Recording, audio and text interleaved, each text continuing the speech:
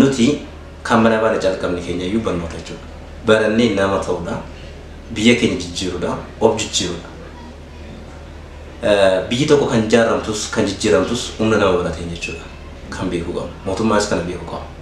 Kanaafuu qalamaa fi waraqaa qabannee manaa baanee qaamni meeshaalee garaagaraa qabatee mooraa sasseene jechuudha. Naannoo san keessatti seektara kamii harka keessaa qabu. Kana ifaan ifatti jira jechuudha. Hawaasa naannoo dargaggoota hawaasa naannoo fakkaatanii barataan hidhata godhatan eenyummaan isaanii kan beekan mooraa keessa seenanii barataa keenyatti dhiibbaa garaagaraa geessaa turan jechuudha. Nuti akkuma waliigalaatti miidiyaa waa'ee keenyallee ibsuun jiru jechuudha takka. Naannoo Amaaraa keessatti yoo fudhattan naannoo miidiyaa kudhan sanaa ol tura. Rakkoon tokko Oromiyaa keessatti waa'een isaan laallatu uumamee jennaan miidiyaa kudhanii fi sanaa ol ibsa.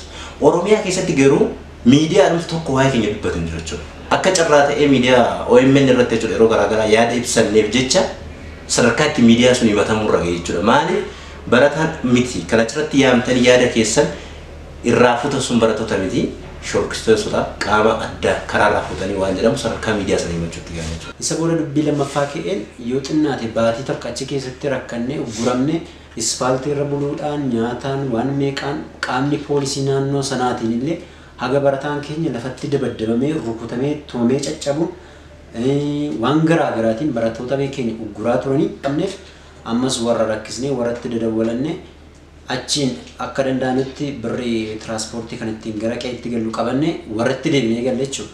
Yoo warratti gallee deebinu warra bilallee yoo xinnaate ana akka kootti baatii tokkoon taa'e warra bira.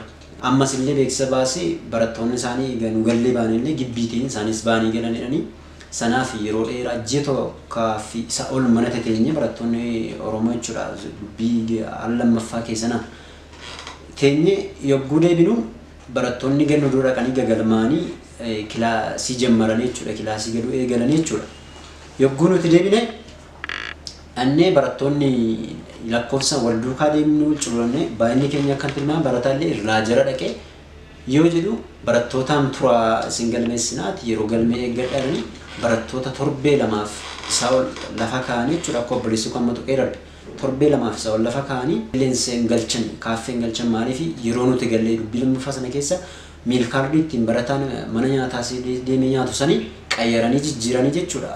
Deebiisanii torba saantima warra nutti laatallee xabgoon achi keessatti yeroo galmee eeggachuudhaaf jecha kudha furii torbee lama walichi keessa teenye waan qabnu leekisii xabgoon finne dhumarraa hin milkoomna yookaas hin galmoomna illee seene isa booda gaafachuutti kaane maaliif namni dhufee gaafatu galmaa maaliin hin jiru wanti garaa garaa egaa xinnoo magaalaa waan ta'eef kan nyaata waan dhugamuun cimuun ulfaataadha.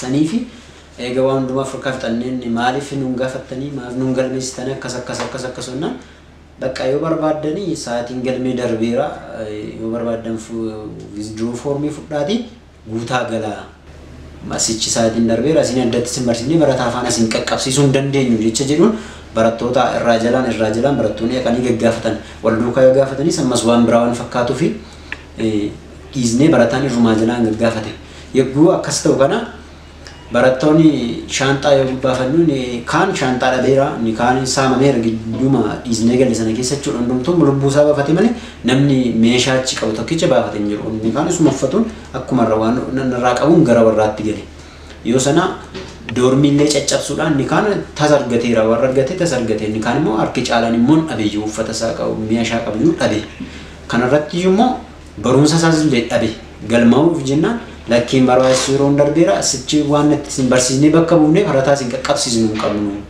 waan ta'eef jedhanii barattoota waggaa sadaffaa eebbifamuuf jedhanillee barattoota waggaa lammaffaallee barattoonni waggaa tokkoffaallee muraasa yoo ta'anillee ni jiru isaanillee. Jennu kana gara Walloo Yuunivarsiitiitti achi yoo deebine ijoolleen keenya dhayixee jirti dachaatee jirti waamichi godhameefi dhayixee ijoolleen achi jirtu kun qormaata yeroo darbeera hin fudhatina qormaata tattaa'aa jedhanii ijoolleen tattaa'utti jirti jechuudha. Maal addattee taa'u jirti ijoolleen amma biyya keessa jirtu immoo asii kaatee achi deemuudhaaf ordertee wanni dura taa'u achi gaafa dawwallee dura geenye akkam isin barsiisaniiru eegaltaniitu gaafa inni nuti iyyuu dhoowwaa jiruun dhufinaa jedhanii nutti dawwalu akkam goolee dha'inamee nuti akkamitti jiranne Oromoon biyya Itoophiyaa kana keessa jiraachuudhaaf mirga hin qabu. Kanaan nu dhibu jira waan ta'eef kana uummanni keenyas jabeessee nuuf hubachuu qaba. Duutee ammallee barataa keenyas irraa hin dhaabbanne amma dheengadda gaafa ji'a jaaffaa guyyaa tokko jechuudha. Dhalataa Wallaggaa kan ta'e mucaa badhaasaa Diinsaa keemistirii waggaa sadaffaa baratu ukkaamsanii fuudhanii deemuudhaaf gaafa ka'anii jala deemuullee dide mucaa sana. Ukkaamamuu fi dideennaan waraananii mucaan sun lubbuun isaatti illee hin baane hospitaala gaafa ga'u du'ee jira jechuudha. Arra obboleeyyan keenya dhiirtii fi shamarreen keenya mana barumsaa keessa facaatee karaa irra tattaa'utti jirra. Ijoollee shamarranii halkanii guyyaa teessee manatti akkatti galtu wallaaltee teessee bahuutti hin jirti. Maal haa goonu mee nuti? Yuunivarsiitii naannoo Amaaraa keessatti gaafa jiru barataa qofa irratti himee isaan xiyyeeffatan. Barsiisaa maqaan isaa Oromootti siqe bara 2010 keessa Dr. Kaasaahuu jedhama Walloo Yuunivarsiitii diiniidha ture jechuudha namichi kun. Barsiisaan kun Oromoo keessaa dhufe jechuudhaan barsiicha sanaan ni ari'anii achi keessaa hojii irraa baasanii jechuudha. Baran ammoo Yohaannis jedhama barsiisaa Yohaannis jedhamu hojii irraa ari'anii jechuudha. Achitti leekcharaa barsiisaa aartii barsiisudha achi hojii keessaa baasanii jechuudha. Kan ajjeefamus nudha kan hidhamus nuyi kan ari'amus nuyi barachuus immoo hin dandeenye. Biyya kana keessatti abbummaan nuti arganne sun maali? Nuti akka saba kamittuu akka lammii kamittuu kan nuti barbaannu barnootadha waan ta'eetii fi kanarratti mootummaan karaa danda'ameen barnoota keenyatti akka nu deebisu dhaamsa dabarfachuun barbaada.